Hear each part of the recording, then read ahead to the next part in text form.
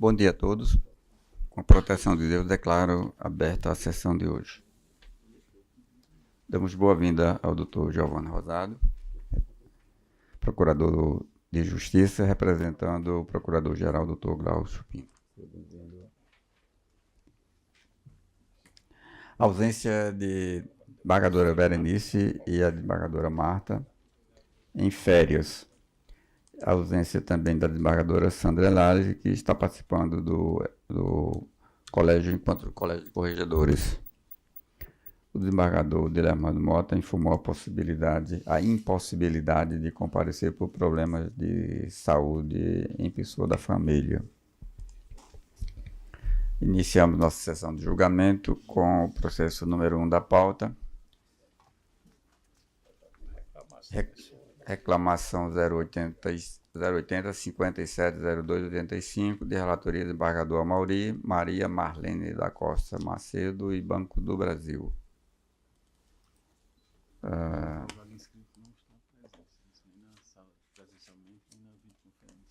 O advogado que pediu a sustentação não compareceu à sessão nem está por videoconferência.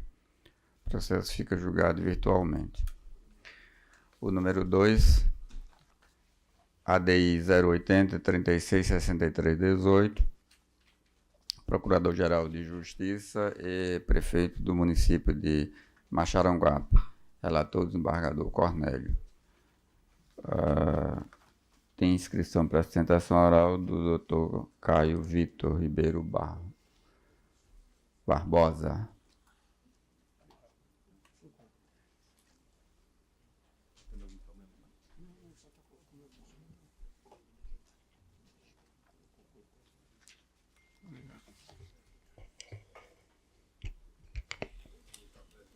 Está colocando a toga.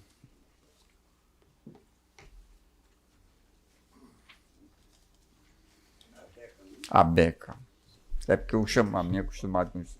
A minha.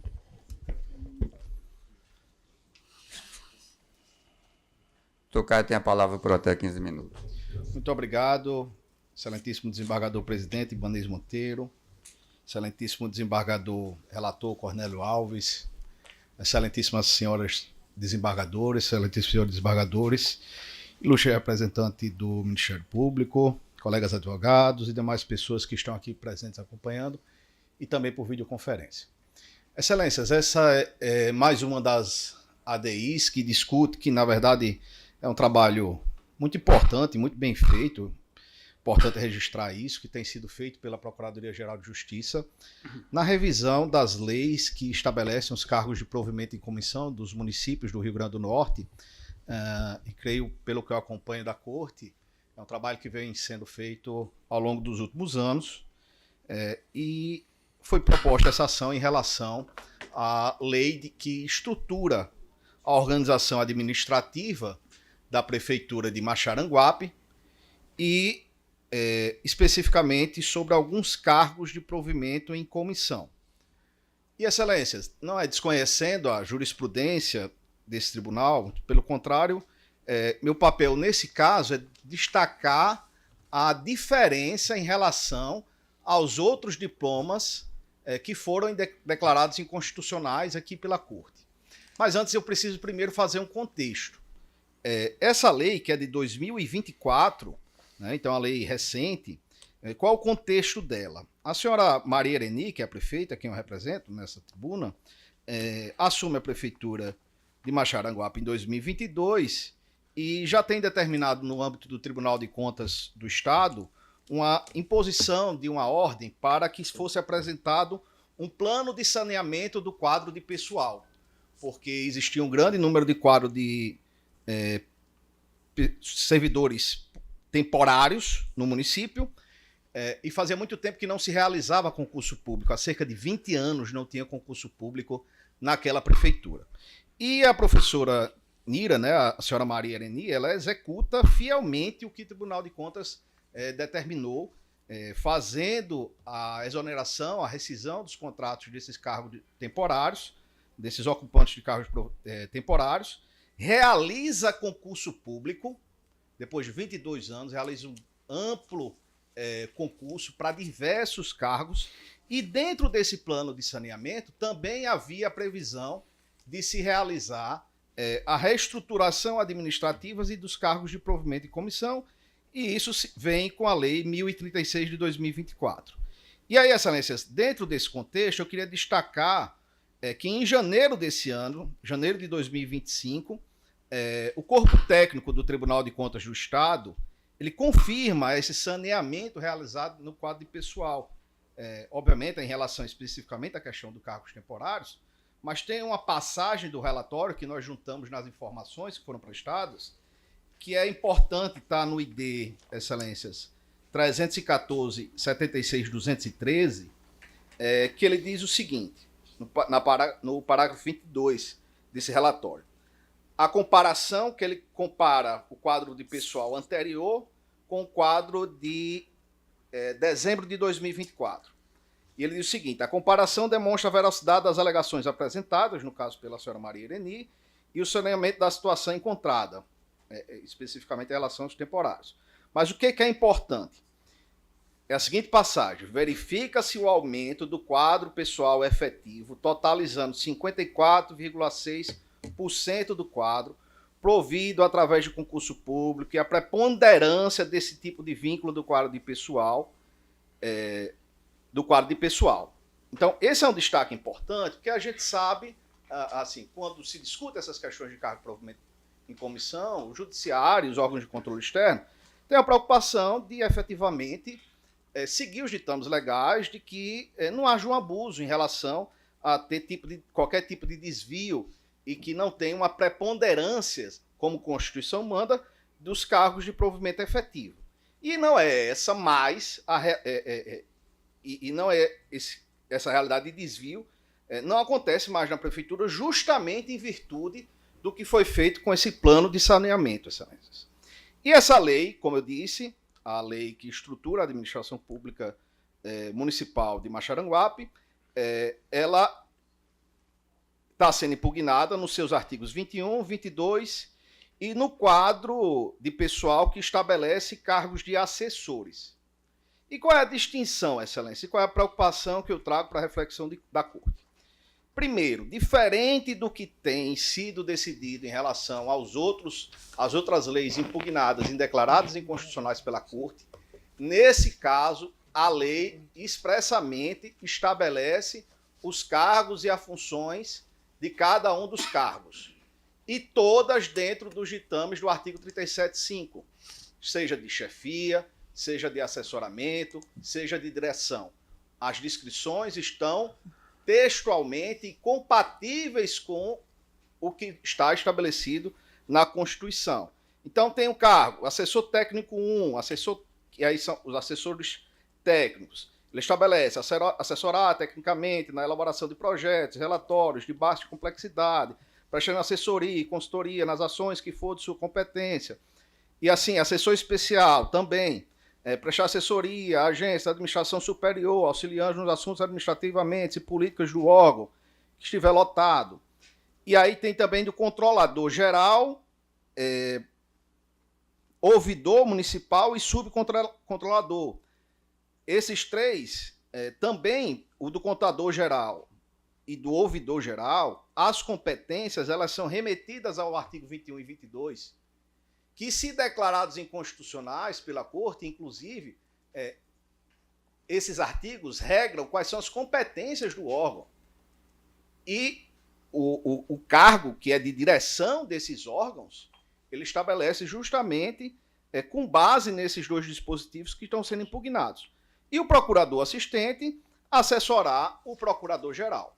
Então, Excelências, pode-se refletir se poderia ter sido melhor ter tido uma redação do dispositivo mais analítica, mais extensa, mais detalhada, mas não é uma situação que gera inconstitucionalidade por falta de descrição das atribuições ou incompatibilidade com o que o texto constitucional estabelece.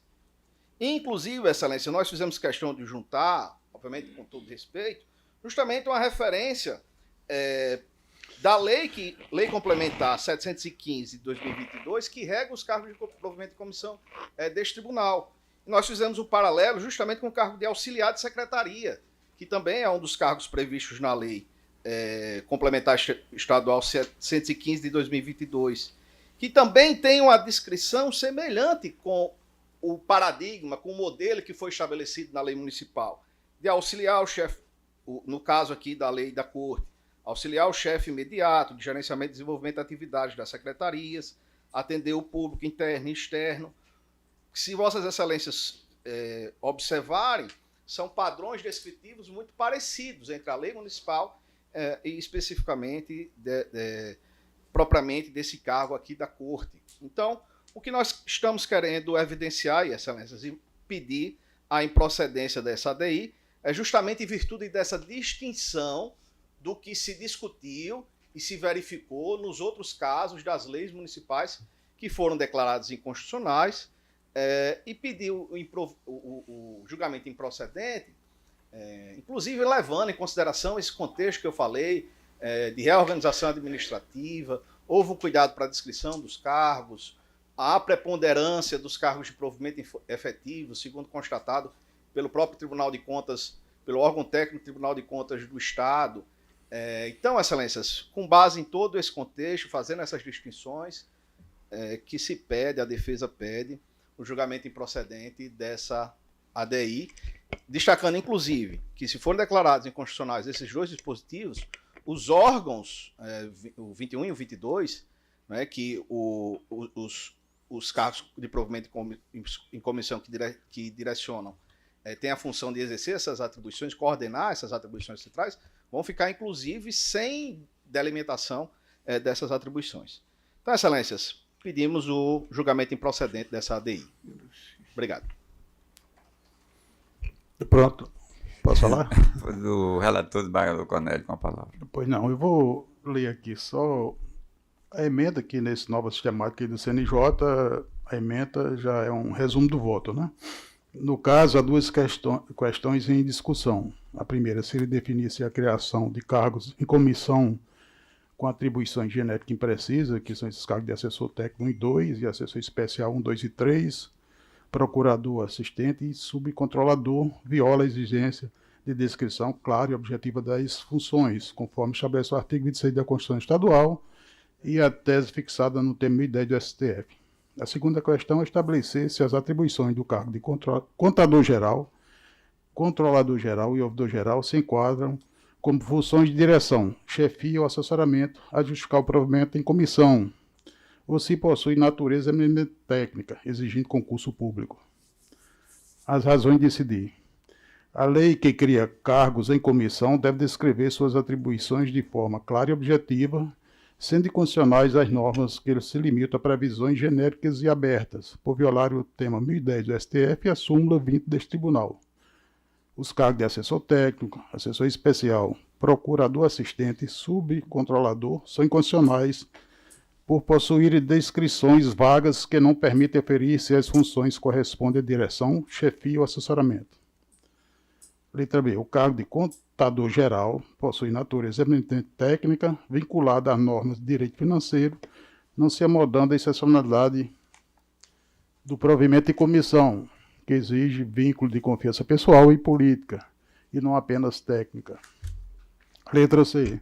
O cargo de controlador-geral possui a chefia máxima do sistema de controle e exercer função estratégica na direção, transcende a mera execução técnica e exige especial confiança do gestor, justificando seu provimento em comissão. Letra D. O cargo de ouvidor-geral possui natureza de assessoramento direto ao chefe do executivo, atuando como censor da gestão para aprimoramento de políticas públicas, o que legitima sua criação como cargo comissionado. Impõe-se a modulação dos efeitos da decisão para resguardar a continuidade da administração pública, concedendo-lhe prazo para reestruturação do quadro de pessoal do município. E eu termino aqui, senhor presidente, por declarar a inconstitucionalidade sem redução do texto do artigo 22 da Lei Complementar 1036 de 2024, do município de Maxaranguá, e das expressões contidas nos anexos 1 e 2 da mesma lei. que criaram os cargos de comissão de assessor técnico 1, assessor 2, assessor especial 1, assessor especial 2, assessor especial 3, procurador assistente, contador geral e subcontrolador, por violação ao artigo 26, incisos 2 e 4 da Constituição do Estado do Rio Grande do Norte. E declarar a constitucionalidade do artigo 21 e 24 da Lei Ordinária 1036/2024 e das expressões contínuas anexo 1 e 2 referentes aos cargos de ouvidor geral e controlador geral. E, por último, modular os efeitos da presente decisão para que produza efeito a partir de 12 meses contado da data da publicação do presente acordo, para que a administração possa adequar o seu quadro de pessoal. É como voto. Consta, então, a pretensão julgada parcialmente procedente. Os demais julgadores concordam com o relator. Decisão unânime. Número 3. ADI 0800-204-08. Procurador-Geral de Justiça, Prefeito Municipal de Viçosa, Relator desembargador Ricardo Procópio. Inscrito para sustentação oral, Dr. Rodrigo Bruno Diniz de Oliveira Rocha. Por videoconferência, Dr. Rodrigo. Bom dia a todos. Procuradoria do município de Viçosa, cumprimenta a Vossa Excelência e, nesse momento, dispensa a sustentação oral, pedindo julgamento improcedente do pleito. O voto do relator é pela improcedência, pela procedência parcial também da pretensão. E os demais julgadores concordam com o relator. Decisão. Só 90 dias, né? Também 90 dias para a adequação da norma, né, desembargador? 12 meses. Acho que está faltando só o voto do desembargador Cláudio. É bom lembrar isso. Estou vendo aqui, não aparece. O meu já foi agora. Acompanhando Vossa Excelência, como não poderia ser diferente. Quanto ao prazo, Excelência, seria os 90 dias? 90 dias, está no... Porque na anterior nós fixamos 12 meses. meses. Tá Podia parecer, não é? Tratamento. Mas É só um cargo. Mas eu acho que é perfeitamente inviável ampliar esse prazo Para 12 meses. para 12 meses para estabelecer uma uniformidade né, na maneira de enfrentar essa questão. Então, é uma simples correção que Vossa Excelência fará. Faço. Ok. Modulação, né? A modulação para 12 meses, para o ajuste. Tá. Então, proclamado dessa forma, a unanimidade. Número 4, revisão criminal 080 92 34 67. Jefferson Marinho Santos e Ministério Público, relator do desembargador Amauri.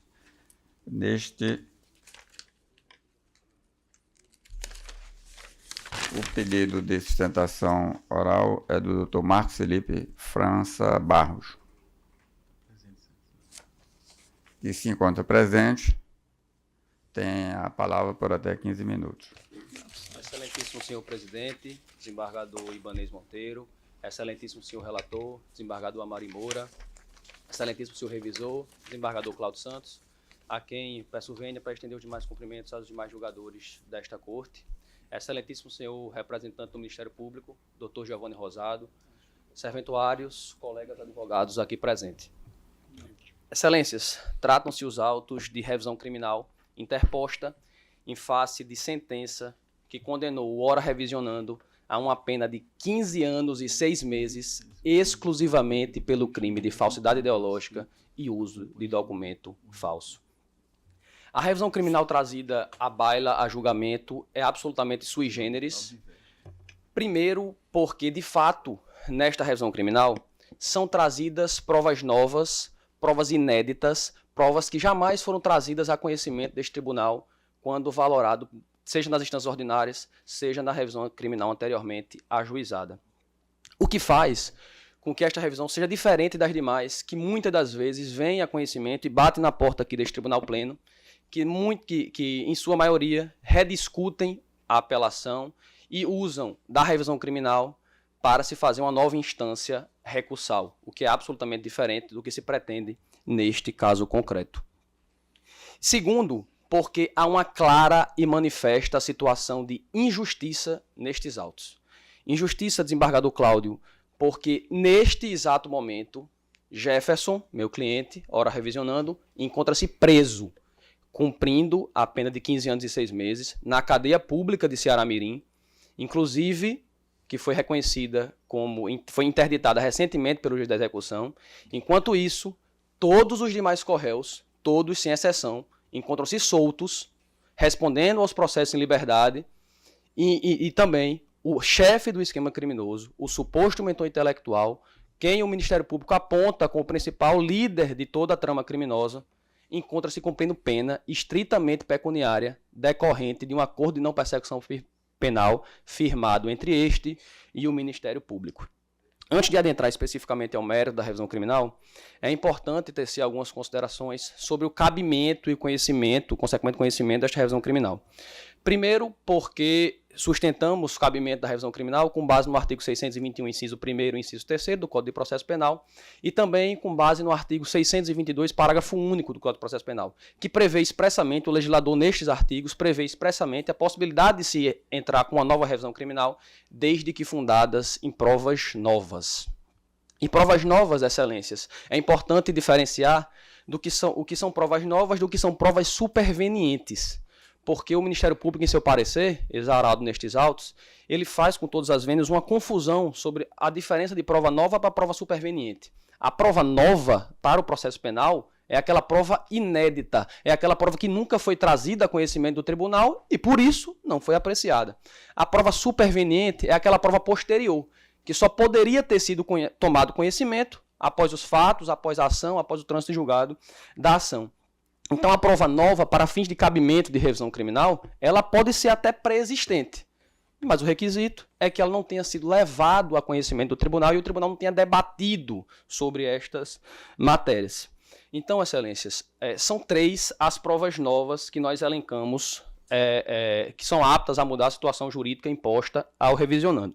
A primeira prova, desembargador Amaury, é um ANPP. Esse ANPP que foi firmado entre o Ministério Público e o titular e o líder de todo o esquema criminoso, o ex-prefeito de Serrinha, o senhor Fabiano Henrique, em que nele o Ministério Público reconhece parte das teses que alegamos na revisão criminal. E este ANPP é importante suscitar como prova nova, porque, analisando detidamente a decisão que indeferiu a liminar nesta revisão criminal, Sua Excelência o desembargador Amaury reconhece que o ANPP é prova, mas aduz que não é prova nova, justamente porque ela é pré-existente ao julgamento da revisão criminal anterior. Ou seja, como se o advogado ele pudesse, na revisão criminal anterior, ter suscitado essa prova. O que é bom deixar na tribuna, que eu não consegui colocar nos memoriais, é que esse ANPP ele não era de conhecimento público. Este ANPP, ele até hoje, se Vossas Excelências consultarem o processo, e qualquer advogado consultar o processo, ele encontra-se ainda sob sigilo. Então, o conhecimento sobre essa prova, o conhecimento sobre os termos do ANPP, ainda não era de conhecimento geral. Então, não era possível suscitar e trazer o ANPP como prova, justamente porque nenhum corréu, nem nenhuma pessoa conseguiria ter acesso. Esse acesso só foi posteriormente deferido no julgamento da Operação EPA, quando um dos advogados lá disseram e trouxeram o ANPP como forma de reforço argumentativo para justificar o cabimento de um ANPP, lá nessa operação. A segunda prova que trazemos é a sentença proferida na ação penal 010-1158, dígito 17/2016, proferida no dia 27/8/2024, que também muito depois do ajuizamento da primeira revisão criminal, que o revisionando foi condenado pelos mesmos fatos e pelos mesmos cheques presentes nesse processo, pelo crime de peculato. E a última prova que nós elencamos é a sentença que posteriormente condenou o revisionando também ao crime também de falsidade ideológica e uso de documento falso, igual nestes autos, e que nós defendemos que o mesmo substrato fático gerou 2 condenações em 2 processos diferentes, pela mesma falsidade ideológica e pelo mesmo uso de documento falso. E é preciso, demonstrando que, de fato, este é um caso claro e específico de cabimento do valioso Instituto da Revisão Criminal, é preciso explicitar um pouco a lógica dos fatos, do que aconteceu nessa operação. Lá em Serrinha, o ex-prefeito, o suposto líder do esquema criminoso, fez um acordo com os seus secretários. Nesse acordo, previa expressamente que estes secretários, caso o prefeito eleito, eles receberiam um salário a maior. O teto constitucional era de R$3.000 e eles receberiam, por ocasião deste acordo, R$6.000. E como é que foi que o prefeito organizou, junto com os secretários, para cumprir esse salário e receber esse salário maior? Através de fraude de dispensa de licitação. E o que é que fez Jefferson? Jefferson, quando era beneficiário, que ele era um dos beneficiários da conduta deste prefeito, assim como outros secretários, ele foi uma das pessoas que, quando o cheque era assinado e a nota fiscal era assinada, a empresa não prestava o serviço, e quando o cheque era assinado, no lugar dele escrever o nome dele, como beneficiário do cheque, ele escrevia um nome falso. É daí que surge a acusação por falsidade ideológica. E 4 são as teses que nós colocamos na revisão criminal, mas em razão do tempo, até do elastecido tempo, e também por uma questão didática, eu explicitarei apenas 3 delas, de maneira muito clara. A primeira tese que nós defendemos na revisão criminal é a necessária aplicação do princípio da consunção. Nós defendemos, em suma, que o crime de falsidade ideológica e o uso de documento falso, eles foram crime meio para a consumação do crime de peculato, e que, portanto, por este deve ser absorvido. E quem diz isso, desembargador Ricardo, não é a defesa, não é somente a defesa. Quem diz isso é o próprio Ministério Público, quando faz e quando firma o acordo de não persecução penal com o ex-prefeito na ação correlata Fabiano. Vejamos o que disse o Ministério Público para justificar o cabimento do ANPP no outro caso, no caso com o Correio Fabiano. Quanto ao crime de falsificação de documentos. O crime de falsificação de documentos públicos serviu como meio para o crime fim de desvio de verbas públicas, devendo assim ser por este absorvido, de modo que não ocorra uma dupla punição por uma mesma conduta, conforme o entendimento do Tribunal Pleno do TJRN. Então, o próprio titular da ação penal, o Ministério Público, está reconhecendo que no fato correlato, que discute os mesmos no processo correlato, que discute os mesmos fatos, deve ser aplicado, sim, o princípio da consunção. E não é só isso. A sentença que posteriormente condenou o revisionando pelo crime de peculato, ela valora negativamente, na primeira fase da dosimetria da pena, esta conduta, este modus operandi. A sentença diz de maneira muito clara que o fato de Jefferson se valer de nomes falsos para desviar dinheiro público é causa que aumenta a pena base e que valora negativamente as circunstâncias do crime. Então, até nisso, a sentença ela já valorou, quando respondeu pelo peculato, com base nesses fatos. Desembargador Glauber, esse julgamento é muito semelhante ao que este Tribunal Pleno vem decidindo na Operação EPA. Sua Excelência por ocasião do julgamento no órgão fracionado, na Câmara Criminal, voto vencido com relação ao princípio da consunção e, porventura, dos embargos infringentes. O processo veio ao Tribunal Pleno, que inicialmente, por maioria, reconheceu o princípio da consunção e agora, no início deste mês, reconheceu por unanimidade, naquela operação, que deveria ser aplicado o princípio da consunção. Então, Excelências, não há prova maior de inocência ao acusado, nova e superveniente, do que o próprio Ministério Público, reconhecendo que parcelou ações penais, gerou maiores condenações e que, na verdade, o revisionando e o Correio deveriam ser processados e julgados exclusivamente pelo crime de peculato. A segunda tese que nós elencamos é uma clara violação ao princípio do ne bis in idem, porque quando o requerente é condenado em outro processo por falsidade ideológica e uso de documento falso, ele claramente está sendo duplamente violado pelo mesmo fato. Há um mesmo substrato fático gerando 2 condenações sobre o mesmo tipo penal. E, por fim, a última tese que suscitamos à tribuna é a tese da continuidade delitiva. É uma tese subsidiária, caso entenda não ser o caso de absolvição, é a tese de continuidade delitiva. Esta tese, desembargador João, de fato já foi suscitada, já foi debatida por este tribunal, diferente do que sustentei anteriormente. O tribunal já analisou essa matéria e entendeu haver, nesse caso, concurso material. Entretanto, há uma situação nova, há uma nuance específica que é apta a mudar as conclusões firmadas por este tribunal quando analisou a matéria. Qual seja a posterior sentença pelo crime de peculato. Por quê? O juiz de primeira instância, quando julga o processo de primeira instância e condena o requerente pelo crime de peculato, ele expressamente, de maneira expressa, reconhece que os mesmos cheques, os mesmos fatos, foram realizados em continuidade delitiva. Então, existe um pronunciamento judicial de primeira instância reconhecendo expressamente que os mesmos fatos, os mesmos cheques, estão em continuidade delitiva, estão sob alta continuidade delitiva, enquanto neste processo os mesmos fatos, os mesmos cheques estão sob concurso material. Vejamos o que disse o juiz de primeira instância na sentença. Este é, pois, o caso dos autos. O acusado praticou uma pluralidade de condutas com certa continuidade no tempo, bem como periodicidade e homogeneidade do modus operandi. As provas presentes nos autos demonstram suficientemente que os ilícitos ocorriam de maneira corriqueira na municipalidade, caracterizando aos fatos que, apesar de serem vistos como crimes distintos, finalizados e perfeitos, se mostram todos unidos por um vínculo de desenvolvimento continuado. Não se trata, portanto, de concurso material do artigo 69. Foi isso que disse o juiz de primeira instância quando analisou os mesmos fatos. Então, em suma, excelências, o que se requer e o que se diz é que não pode o Poder Judiciário, primeiro, ser conivente com o fato de o chefe, o líder do esquema criminoso, o mentor intelectual, toda a trama criminosa, encontrar-se neste momento solto, cumprindo penas decorrentes de um NPP, enquanto isso, o revisionando encontrasse preso há 15 anos de 6 meses, cumprindo especificamente uma pena somente por falsidade ideológica e documento falso. Ele ainda responde a mais 3 ações penais relacionadas a esses fatos, que pode gerar condenações maiores do que 25 anos. E também, o que se defende é que o Ministério Público, com todas as vendas, até porque não poderia ser diferente, ao parcelar ações penais, acabou, ao fim e ao cabo, gerando maiores condenações, o que trouxe uma situação jurídica injusta imposta ao revisionando. E é importante salientar, desembargador Cornélio, que não se está aqui a buscar impunidade, a alegar uma nulidade que vai colocar por terra todo o julgamento, toda a trama que o Ministério Público investigou, apurou, foi a fundo e descortinou, não se está.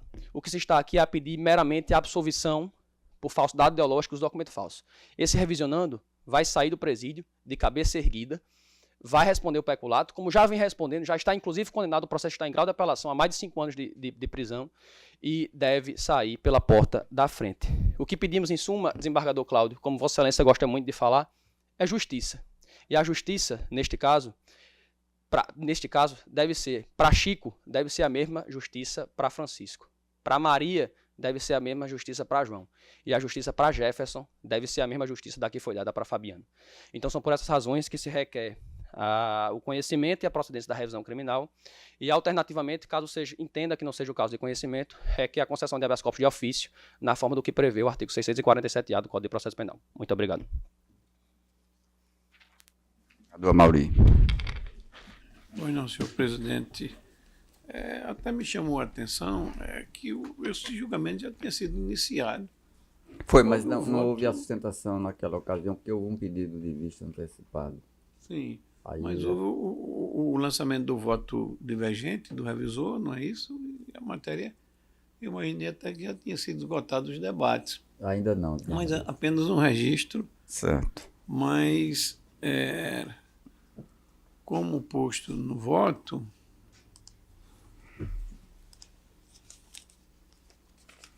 eu estou aqui julgando improcedente a revisional, inclusive na parte em que ela repete uma já aflorada anteriormente, eu não estou conhecendo, não estou conhecendo. Apenas 2 esclarecimentos que foram bem debatidos da tribuna, e eu parabenizo o jovem advogado pela sustentação, que é a questão do ANPP, que foi entabulado pelo Ministério Público.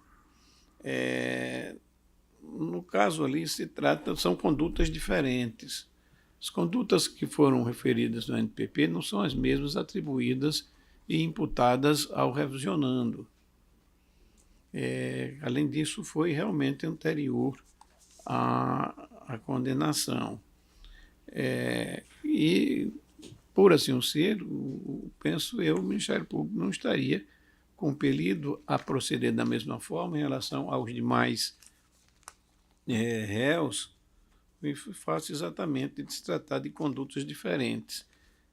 A conduta imputada ao revisionando não se restringe somente à questão dos cheques em si, da falsidade ideológica, falsidade contida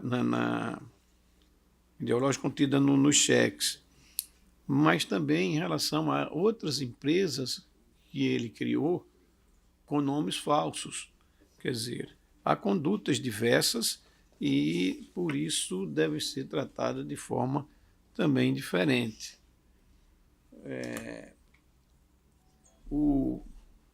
A questão do prefeito ser apontado como líder, que isso, na verdade, não há oficialmente nos autos, é apenas pela condição de ser prefeito, mas a verdade era que o esquema dentro da prefeitura, né, que fraudava licitações para compra de medicamento, para compra de material hospitalar, enfim, e que simplesmente não existiam essas compras. O procedimento era fictício e o pagamento era destinado a terceiros, inclusive ao próprio revisionando. Então, digo eu, no que interessa, preliminado não conhecimento parcial em face de reiteração de pedido de revisional anterior, prática vedada pelo artigo 622, parágrafo 1 do CPP. A homologação do ANPP ocorreu antes do protocolo da primeira revisão criminal, não podendo ser considerada fato superveniente. Ademais, como eu disse, senhor presidente, trata-se de condutas diferentes. As condutas que foram apontadas no ANPP são totalmente diferentes das condutas apontadas ao revisionando. A revisão criminal não se presta ao envolvimento de fatos e provas já analisadas em sentenças condenatórias e acórdão confirmatório, salvo nas hipóteses taxativas do artigo 621 do CPP. O requerente não apresentou elementos probatórios novos ou relevantes que infirmem a legalidade da condenação. A revisão criminal não pode ser utilizada como cedâneo recursal, sendo inadmissível sua utilização como uma quarta instância para rediscutir matéria já decidida. E procedência da parte conhecida da revisão criminal mantém-se condenação imposta.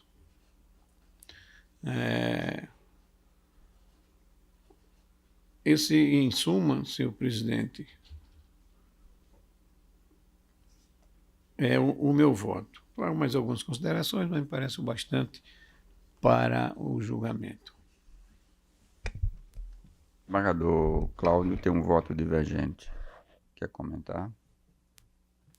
Presidente, realmente me chamou a atenção esse processo especificamente, mais ainda do que eu irei mais, em face da pujança de argumentos trazidos desde a petição inicial, bem como fatos que vieram a dar mais consistência às circunstâncias que envolvem a apreciação desta revisão criminal. Não é apenas o fato material. Eu acho que o crime foi grave, praticado por uma quadrilha, na nomenclatura anterior, uma associação criminosa, e que, independentemente dos fatos que não estão sequer negados, nós temos que seguir o devido processo legal, a cada dia com mais rigor. E eu absolutamente fiquei muito sensibilizado com o livro da professora Kate de Saboia, que trata de nebis in idem, ou seja, não pela segunda vez pelo mesmo fato, e que é uma obra de realce na literatura jurídica ocidental. Não é brasileira, não é do Rio Grande do Norte. Acho que eu não li todo, porque realmente é uma enciclopédia, claro, mas li o que me interessava pontualmente, e acho que todos que trabalham com direito penal deveriam tomar conhecimento daquela tese, uma tese aí elogiada com franqueza pelos ministros do Supremo, por outros grandes juristas. E eu, como na minha prática aqui no dia a dia me deparo 1% com direito penal e 99% direito civil, eu não tinha realmente conhecimento da extensão, da profundidade e, sobretudo, da evolução jurisprudencial relativamente a esse tema.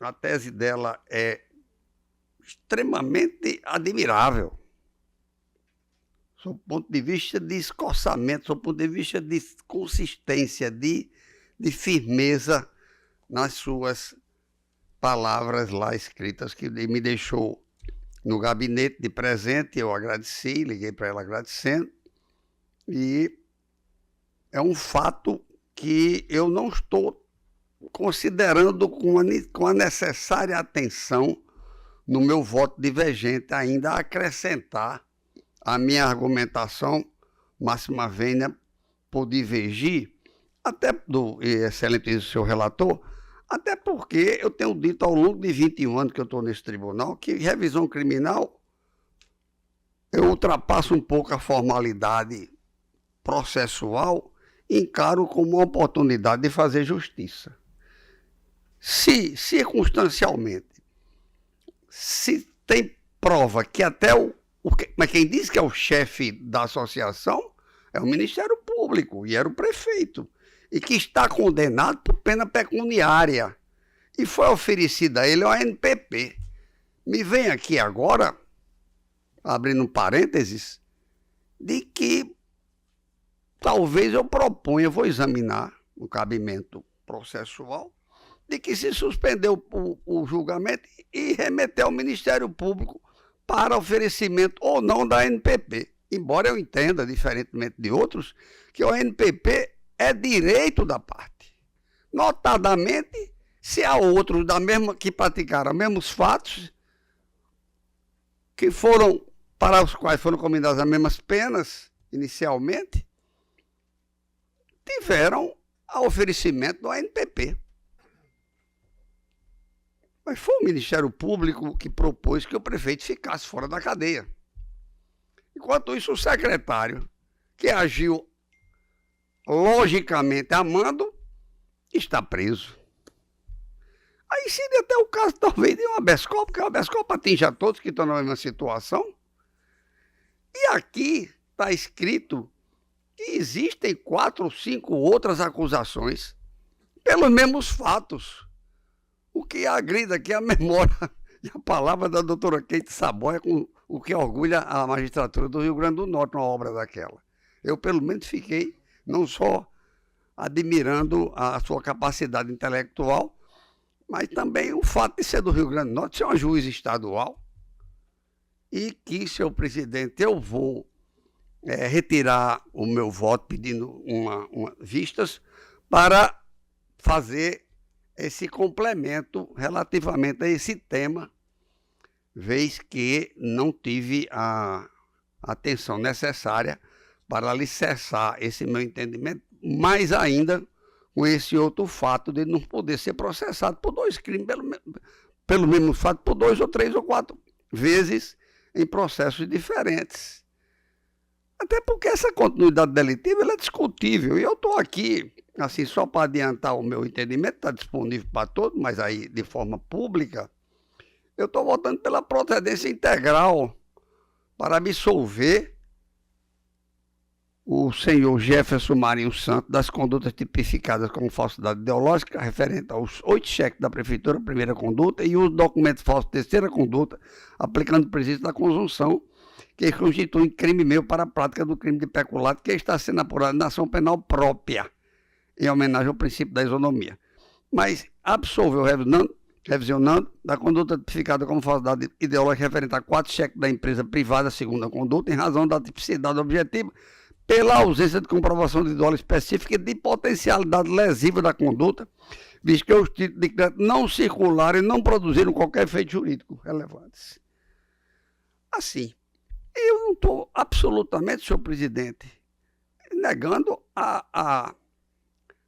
o crime forte, o crime de apropriação, de uso contra a administração pública, de verbas públicas, de peculato, enfim. Mas o que eu estou examinando aqui é o que está na Constituição Federal, o devido processo legal. Então, com essas palavras breves, senhor presidente. Eu queria pedir vista do processo para levar ao gabinete e reexaminar o meu voto com essa argumentação.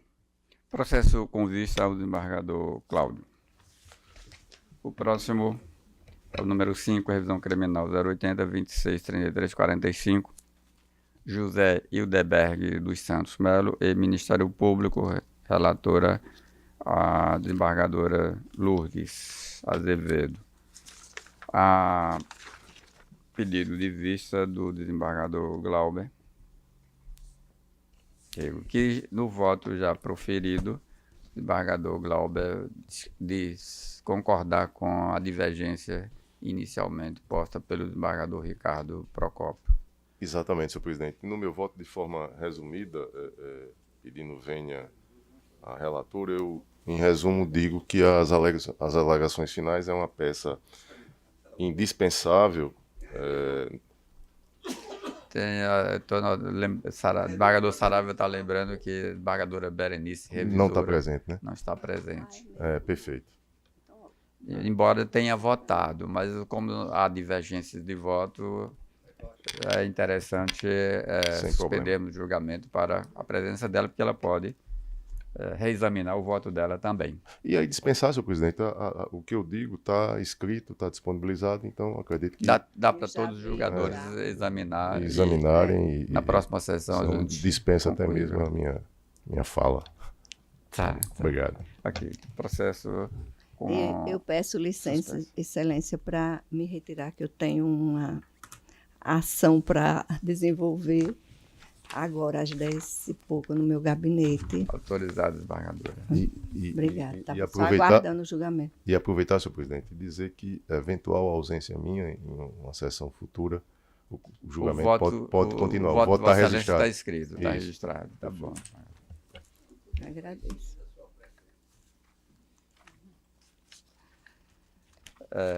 Não temos mais processo judicial a julgar. Vamos passar para a ordem administrativa. Pronto, desligado. Na ordem administrativa temos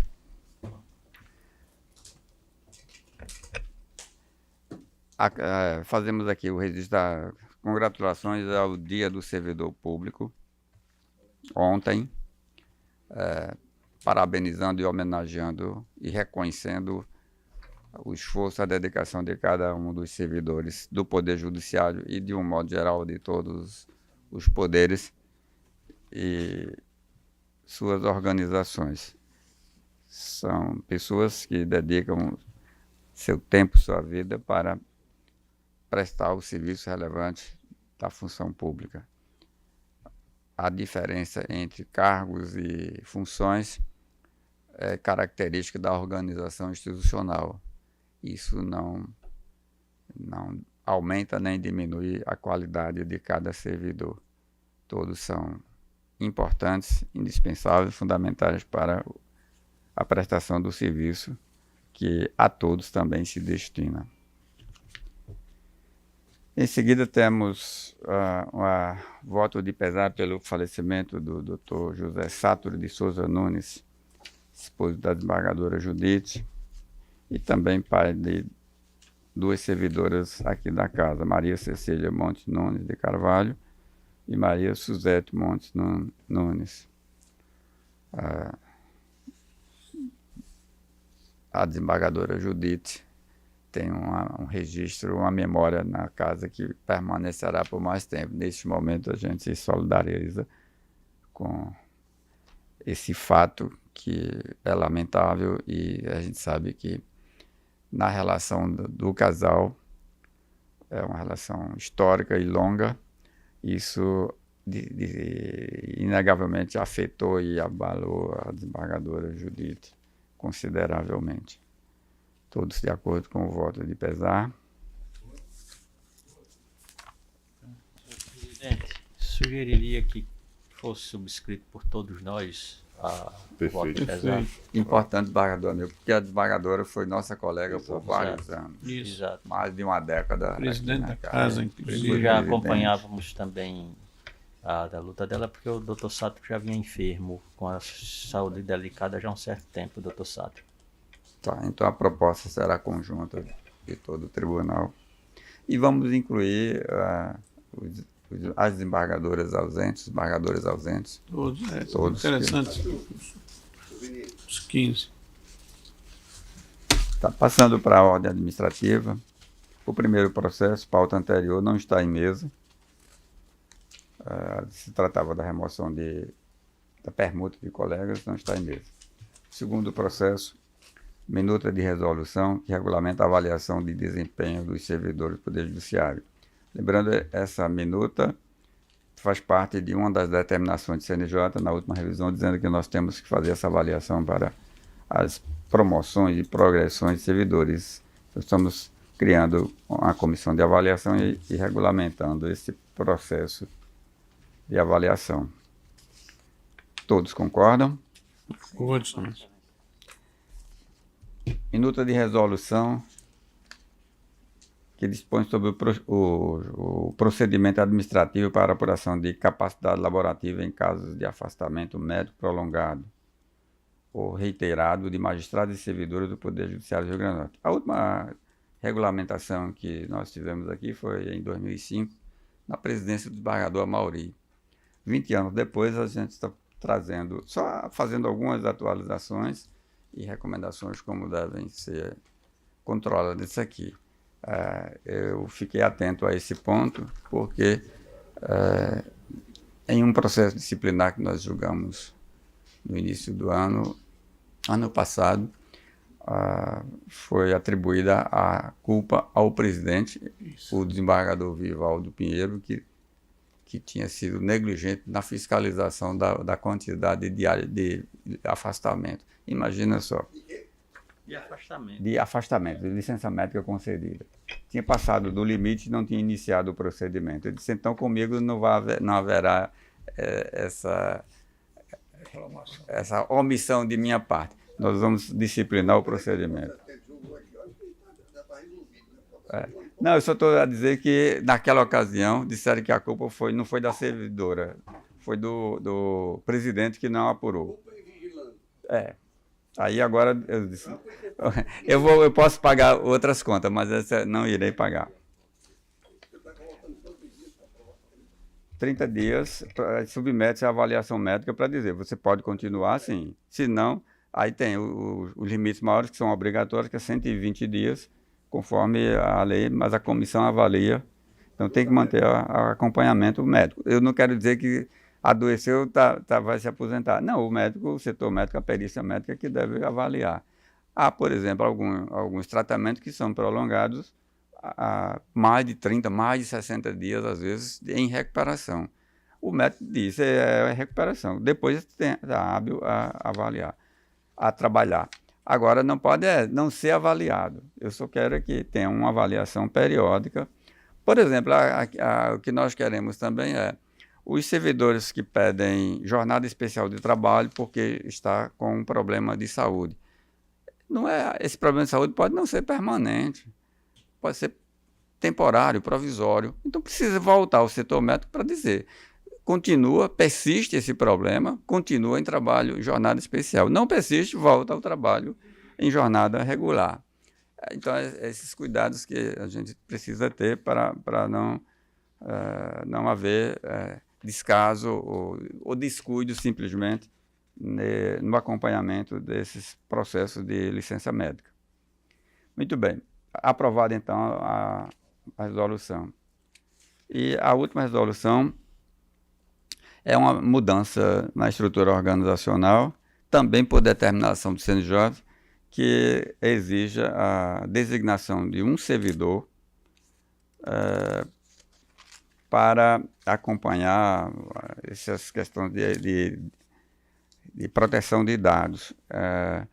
Então, nós estamos propondo a criação desse cargo em comissão, que é de chefe de divisão de gestão de risco e proteção de dados. Na verdade, falando aqui em cargo comissionado, para permitir o deslocamento de um servidor efetivo para exercer esse cargo com essa finalidade específica. Com isso, a gente atende à determinação lá de CNJ, lembrando que estamos chegando ao fim de outubro, e esse é o período que nós temos para resolver isso. Então, pelo menos, muitas das determinações, resoluções que saíram ultimamente foram para finalizar o cumprimento dessas decisões e a gente reduzir aquelas demandas. Nós vamos ficar com uma pendência, que é a de oficial de justiça, que é mais complexo, não conseguimos resolver. A questão dos servidores, aqueles 50%, nós reduzimos, eu acho que só tem 10 pendentes agora, e eu pretendo fazer um pleito de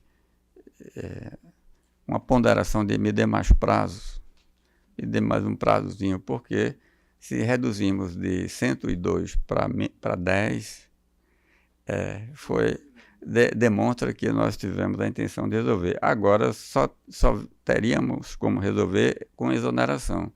Você pegar um servidor que tem 10, 20 anos trabalhando aqui, às vezes já tem 40, 50 anos de idade, e exonerar para amanhã estar e disputar mercado de trabalho, assim, sem falha funcional, sem coisa nenhuma, achei muito pesado. Então, vou fazer uma extensa fundamentação, argumentando isso e dizendo, quando for o próximo ano que o orçamento mudar, nós possivelmente teremos folga para nomear. Agora não podemos nomear nenhum. Estamos na área de alerta, chama a faixa, sinal amarelo, sim, com o comprometimento da folha. Então não será nomeado nenhum. Temos o concurso, temos o pessoal selecionado, o pessoal quer ser nomeado, mas também temos a lei de responsabilidade fiscal que não permite. Com a mudança de exercício financeiro, o orçamento aumenta alguma coisa. Então é possível aí, talvez, nomear os 10 que faltam para cumprir essa determinação. Eu vou pedir ao CNJ que pelo menos me dê esse prazo, mudança de exercício, para a gente cumprir inteiramente essa determinação, e não se fala mais em exonerar ninguém, tirar essa... Quase que ficou aqui aquele pavor. O servidor vinha, hoje é meu dia de ser exonerado. A relotação já tirava essa tranquilidade do servidor, porque eu vou ser relotado para outro setor, vou fazer outra coisa. Eu disse, olha, tenha calma, é melhor você ser relotado do que ser exonerado. O esforço nosso é para não exonerar, para ver se consegue resolver sem exonerar. A gente conseguiu tudo isso, então faltam 10 para a gente atender 100%. E aí eu vou ponderar, ver se conto com a compreensão do CNJ para não mandar exonerar ninguém, principalmente o período, além de tudo, o período não é bom. As pessoas podem se aposentar nesse período agora. Pois é, um tempinho, às vezes o tempo resolve ou ajuda a resolver algumas questões, né? O tempo pode ser favorável. Então, essa resolução atende a este item e a gente tem isso aqui como inteiramente resolvido. Todos aprovam? Quero, agora já passando para as comunicações, nós conseguimos assinar o aditivo para o cumprimento daquele passivo. Irá para o orçamento, foi feito o acordo, hoje eu assinei, a governadora já assinou também, vai para a Assembleia, e aí a Assembleia cuidará do restante, porque não houve polêmica, não houve dificuldade de alinhar isso aí. Levou um tempo para a gente convencer, mas saiu, deu certo. Então, acho que será resolvido e bem resolvido. E a outra notícia que a gente fala é nesse tema. Com isto aí, a gente também minimiza eventual frustração de receita que venha a ser comprovada. Por enquanto está noticiada, mas precisa ser confirmada, porque se no terceiro bimestre tiver aumento de arrecadação, esse cálculo não se confirma, né? Essa previsão de queda de receita não se confirma, só saberemos no final de dezembro. Então, a gente está trabalhando ainda com a mesma perspectiva financeira de pagamento do 10º conforme previsto para este ano. Então, são gestões que a gente acompanha e vai trazendo aos colegas as informações sempre que houver alguma novidade interessante. Além disso, não tenho proposição e pergunto ao desembargador Amaury. Não tenho, Excelência. Não sei reiterar já proposições feitas por Vossa Excelência. Desembargador Cláudio. Senhor presidente, primeiramente, lhe cumprimentar pelo acordo institucional. De qualquer maneira, acredito que seja o melhor caminho. E depois, indagar a Vossa Excelência se nós vamos ter alguma outra discussão ou reexame do regimento interno antes de colocar em votação a mudança do regimento interno. Eu estava olhando pauta, a gente vai ter, se for em sessão, a gente vai ter a ausência de alguns colegas. Não, sessão não, informal. Informal, desembargador Rebouças.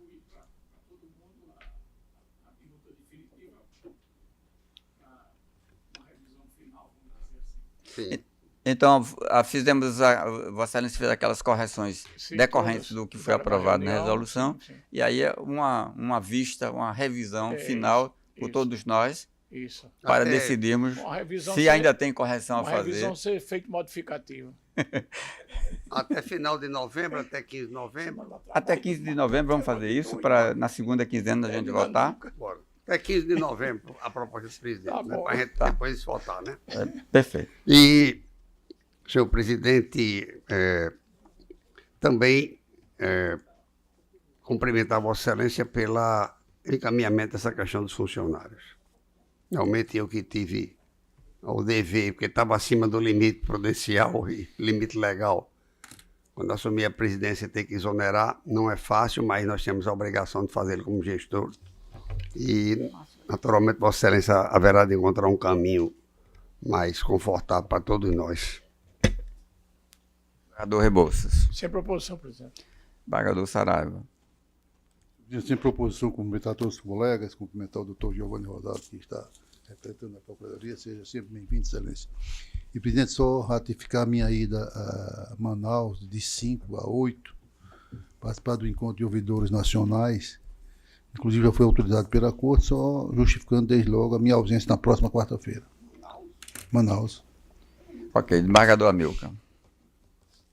Só me associar a todas as proposições feitas anteriormente, sem nenhuma comunicação. Desembargador Glauber. Senhor presidente, tem um pedido de gozo de folgas, que está aí, são 10 folgas compensatórias, não é isso? Sim, tem. Eu só ia registrar, porque, aliás, eu vou propor agora, esses assuntos de folga compensatória, de essas coisas, são matérias simples que a gente faz só o registro. Pronto, perfeito.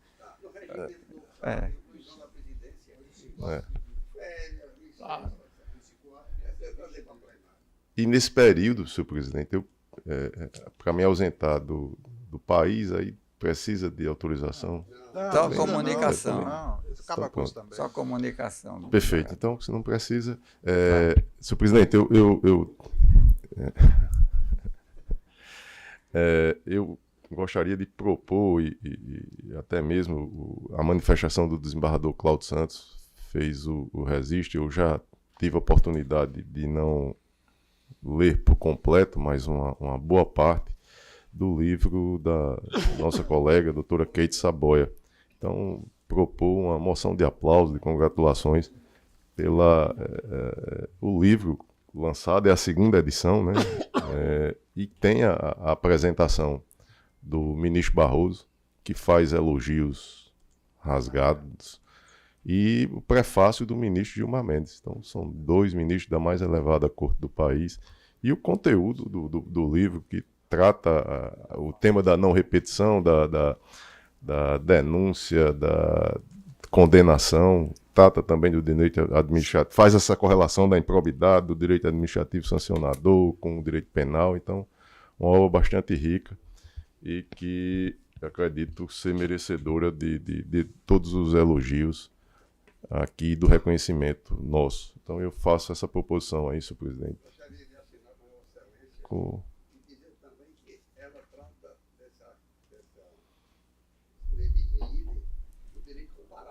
Exatamente.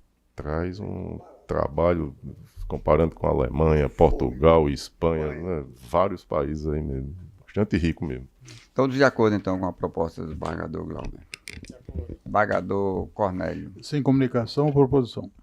Desembargador Ricardo Procópio. Sem proposição, presidente. Agora eu não consigo trocar o nome dos senhores, porque um está do lado do outro, aí eu já sei. Um é Procópio, o outro é Tinoco, desembargador Ricardo Tinoco.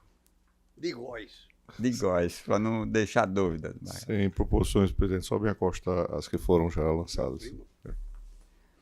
Agradecendo a todos, declaro encerrada a sessão, tenhamos uma ótima semana. Giovanni.